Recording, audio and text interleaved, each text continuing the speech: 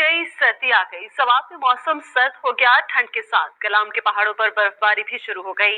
मौसम बदलते ही गर्म कपड़ों की डिमांड भी बढ़ गई। आवाम की बड़ी तादाद शॉपिंग में मसरूफ है। मजीद बताएंगे सवात से बहार अली।